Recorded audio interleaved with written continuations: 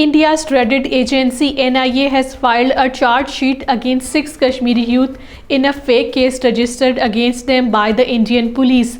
The case was lodged against Faisal Munir, Habib, Mia Suhail, Rashid, Sajad Gul and deceased Munni Muhammad. Charge sheet filed in Jammu is related to drone recovery and ammunition in Katwa district last year. Protest demonstrations were held in Jammu against the anti-people policies. Public health engineering workers and daily workers staged a strong protest demonstration and also conducted ghirao of the Jal Shakti department.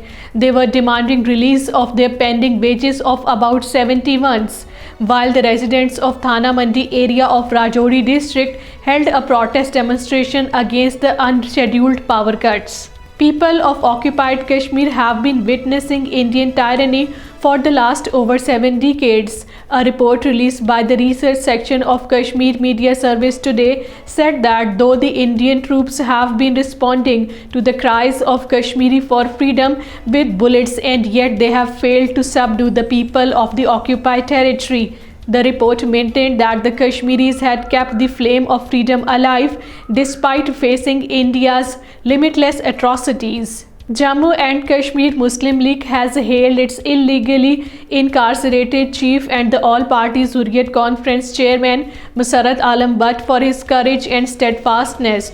Masarrat Alam has spent half of his life in Indian jails for his commitment to the Kashmir cause and representing the aspirations of the Kashmiris for the right to self-determination according to United Nations Security Council resolutions. Most parts of the Kashmir Valley received fresh snow and rain on Friday, leading to the closure of Srinagar-Jammu highway and impacting the flight operations to and from Srinagar.